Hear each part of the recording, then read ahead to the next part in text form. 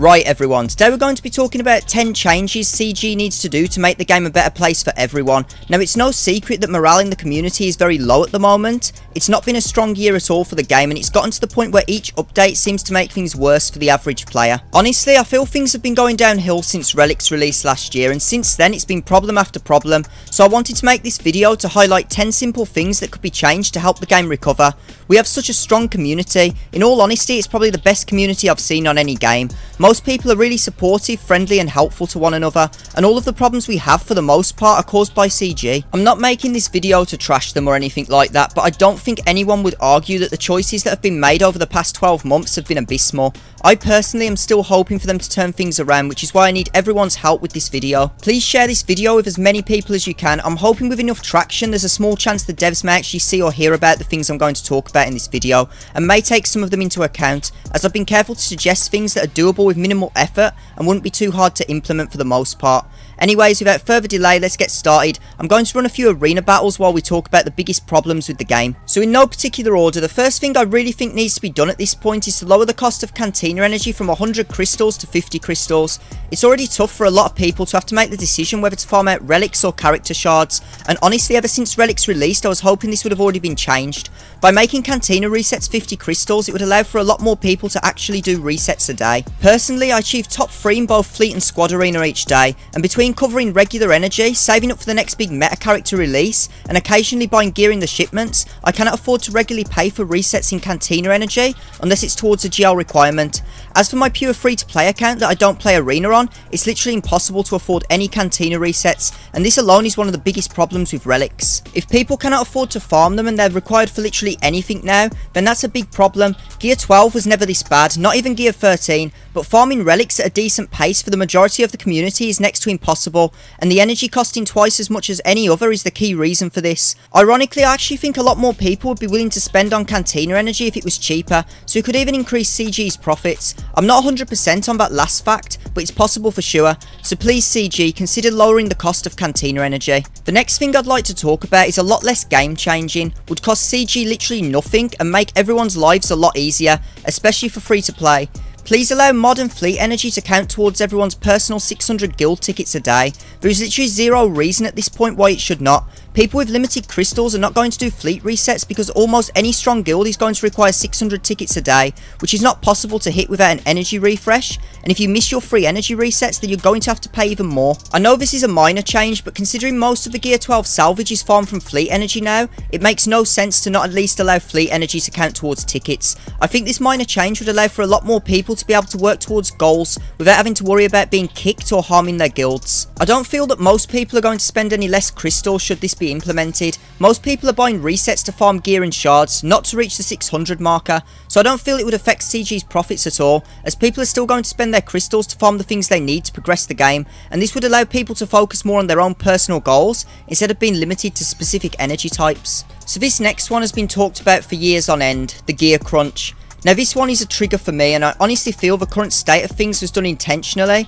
and maliciously by CG, purely to increase profits without taking into account how much it would affect the player base, or even the game as a whole. The bottom line is, I'm sorry to say, is it's harder to go backwards than forwards, and this applies unfortunately to CG's profits. They're not going to make the gear crunch easier now if it makes them less money. As a business it would be stupid to, and that's because there's people who play this game who will buy anything to get ahead. The only ways to fix this is if people took a stand and stopped spending, which I don't support, or secondly a way that still promotes a similar level of spending but eases the burden on players who don't. There's certain players who will never spend, there's players who will spend for a good deal, and there's players who will spend a lot in the game regardless, and I think by increasing engagement from players who will spend for a good deal could offset some of the profits lost by easing the gear crunch. Cryotech was by far the worst thing that's ever been added to this game, and what irritated myself and a lot of others was the statement it was released to ease the gear crunch. They then added it to every single character in the game in high amounts. Cryotech's purpose was not only a lie, but it made the gear crunch 10 times worse. My suggestion to help fix the gear crunch is to diversify what is needed for each character for future releases. Don't change everything that's already been released now, because that's unfair to the players who've already spent the gear,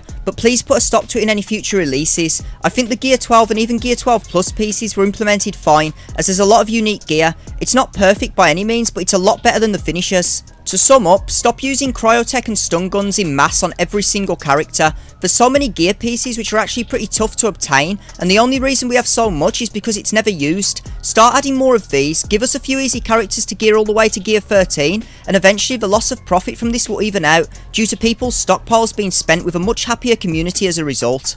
So this next point has only been a problem for the past year or so, but it's one that's getting extremely annoying for the entire player base. Please stop making every single legendary type event require relics. I completely understand GL events. While I'm not a fan of it, personally I can understand why. They're the next big thing and it's understandable they're tough and expensive to get. That's fine. However, with Jedi Knight Luke, which was a Hero's Journey event, which up until this point has required 5 characters related to the Journey character at a Gear 9 to Gear 11 level, requiring 9 relics to unlock was absolutely ridiculous. Demanding such a high investment for a subpar character in an event type that has a general range of requirements and has done so for the past 4 years is absolutely ridiculous. This also leads into another problem that most people simply don't have enough time to gear up teams they actually want to use or need for modes such as TB or TW. These characters take such a time investment that by the time you're done, the next one is released and you're constantly playing catch up to stay on top of the meta. There needs to be time for people to develop useful teams they need, instead of relicking useless characters like Rose Tico to unlock the next big character. We're essentially being forced to relic useless characters and having to ignore relicking really strong teams for this, and I for one have had enough of this, as I'm sure a lot of others have too. Release one set of GLs a year and give us some other legendary type events in between that require Gear 9 to Gear 12s. They don't have to be meta breaking, it's just nice for people to actually be able to achieve goals and have some time to work on the general development of their rosters, on things they want to without the fear of falling behind. Next up we're going to talk about hard nodes. Now for some of you vets out there, you probably remember a time when there was so many different ways to farm characters in the game. We had the Arena Store, GW Store, Guild Store, Fleet Store and so much more. This was when it was fun. We had multiple ways to farm characters, meaning we could actually plan what to use each resource on and still have plenty of energy left over to farm gear.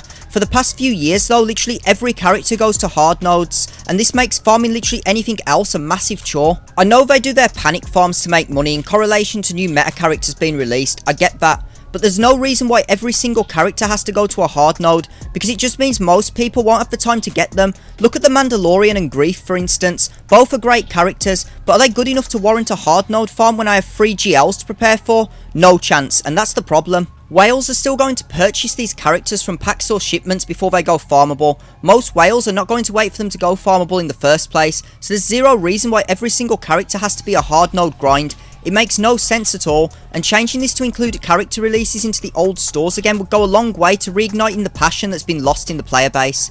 Keep the requirements for GLs on hard nodes if you like, but give us a break with characters who are never going to be required for an event, at least sometimes. So this next point ties a lot into what's already been discussed in points 3 and 4, but they need to give us more ways to obtain gear. Now I'll give them some credit here, some minor things have been done to help, such as the TB currency stores, TW rewards, GAC store, and the free cryos a day from completing dailies, but this simply isn't enough. It just feels like the gear crunch has grown and the means to obtain gear hasn't, which is a massive part of the problem. Consider adding cryotechs or even stun guns to the Mace Windu challenge. All of the gear in that is useless. Maybe even add some new tiers to all of the gear challenges. The game's moved forward, it's time for gear farming to catch up. Taking gear away from Grand Arena rewards was a massive step backwards for instance. They should not have done this. If they were to bring this back, it would help this problem massively. Give us a full cryo or stun gun to the winner of each GAC event, or even 25 would help if a full one was considered too much. Change the HCIF reward system so everyone has a chance to obtain that much sought after gear instead of just the top 10. I appreciate top 10 should get better rewards,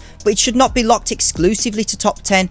Guilds are meant to work together, not compete against each other for rewards. It's counterproductive on so many levels. They could maybe even consider adding cryotech or stun guns to the guild store. There are so many simple changes that could be done to make obtaining gear better, and what annoys me the most is both HCIF and GAC offered great ways to obtain gear on release, but they were nerfed. With Relics and Gear 13 out now, there is zero reason why they should not put the reward structure for both activities to how it was on release, and this would help fix so many problems with gear overall. And as a final suggestion, why not add some cryotech and signal data to the HCIF rewards to give us all a boost? So moving on to the 7th thing on my list, we need to talk about TW matchmaking. Now to be clear, I know there is no perfect way to do this. It's hard to calculate a perfectly fair match based on which characters each person in each guild has, and even the gear development on popular teams each guild has. And there's always going to be some unfair matches because of that. However, the current matchmaking system is being exploited by some guilds. You can easily drop 5 to 10 members from signing up and force a much easier opponent who is playing fair. This has happened to so many people, and it's ridiculous that this tactic is being used and nothing has been done about it. What I propose is simple. Remove the sign up feature from TW and calculate matches purely on the stats of every person in the guild. Now, before anyone says, won't these guilds just boot the members before matchmaking occurs? And the answer to that is yes, it could happen. However, to counter this, I propose that both TWs lock in immediately after TB ends. This means that there would be a longer break between the end of the second TW and the start of the next TB, which would actually give guilds more time to recruit and arrange merges without only a small window between each event. By doing this essentially ends all sandbagging in TW, as guild leadership would not be willing to have empty spaces during TB, and members would not be willing to miss out on TB rewards simply to force easier TW matches. The only drawback to this is guilds who make TW optional. A vast majority of guilds do this though because of how poor the matchmaking is, so the people affected would be a lot less than the people who benefit. And in all honesty, guilds would be negatively affected in TB for optional participation. There's no reason why TW should not be the same. I feel this change would make TW a lot more fun and fair for everyone else, and while not perfect, it is the best change I could think of to resolve the major issue of the system being exploited. This next topic is something we've all wanted for a long time, a new raid. There is literally nothing more fun in this game for me and many others than working together with your guild to overcome a raid. It's so good for morale, and when you finally beat it, there isn't a better feeling to be had in this game. Some of my fondest memories of this game is beating each raid on Heroic with my day 1 guild, and I feel this is something that's greatly missed by many. It's also a chance to tailor things to certain teams that don't have many uses in the game, which means more money for CG and greater player satisfaction for actually having a place to use their teams. Now make no mistake, it should be nothing like HSIF was on release, which was an RNG fest even with the correct teams, which is a problem I'll talk more about in a few minutes, but a fair challenge similar to how HAT was released would be much appreciated. I feel moving away from raids to focus purely on modes such as TB was a mistake. Raids were a lot more fun and less time consuming, and offered generally better and more consistent rewards for the more effort put in, and this even leads back to the gear crunch. A new raid could help in this area too, as long as it's done right. At this point I feel this one is hopeless, but this is one of the most requested additions the game has ever had, and to have CG turn around a year or so back and say that player engagement would not be enough to warrant it was massively insulting to everyone. That's right everyone, we're talking about a viable sandbox mode. Now the biggest point here is you don't need to design something completely new to accomplish this, which I understand is a lot of work for no direct reward for CG. They have the formulas already, and it would not take much work at all to implement this in some form. GAC would be such a perfect way to do this. Imagine if you could challenge anyone or even just people in your guild to a friendly GAC match. A quick timer for defense, then right onto attack. It doesn't have to be live PvP, even though that would be amazing. People just want a non-stressful environment to play with their rosters with their friends or to test out teams and tactics. The GAC formula is already made, and while I'm not a techie person, I can't imagine it would take much work to implement a form of a friendly GAC match that could be played between friends with no rewards. The other option would be a simple guild shard with no rewards, similar to the squad arena formula, or if they really wanted to be nice, they could even award a little guild currency for the top ranks. This would allow for so much testing and theory crafting between guilds, and honestly I don't think I would ever log out of the game if we had a sandbox mode. I'd be having too much fun testing teams with my guild, and that's the point. More people would get hooked on the game, which means people would be more likely to spend money on other areas.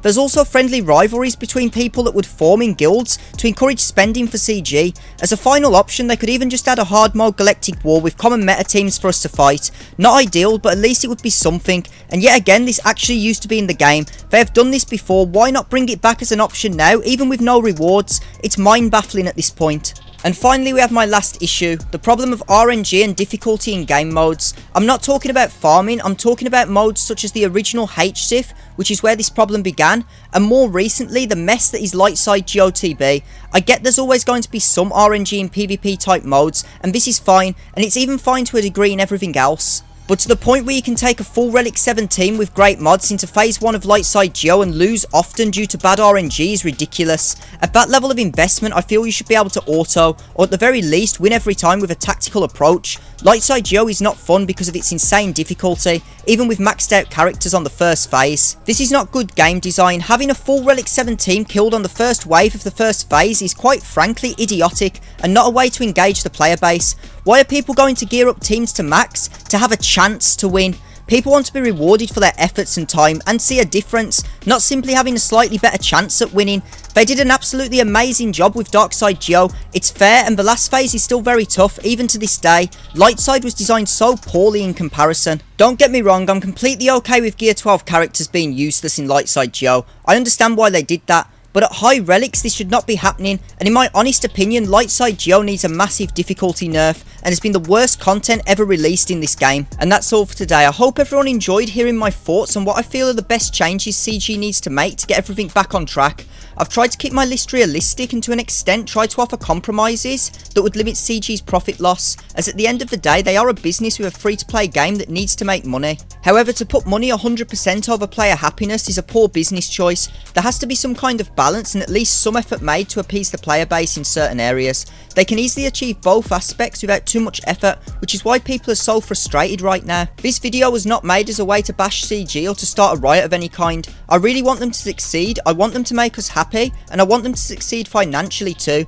But they do need to start listening to their player base and identifying key problems the game has. As always everyone, please remember to like the video, subscribe to the channel, ring that notification bell, join my Discord server, and share the video with your friends. Thanks for watching everyone, and I'll see you all very soon.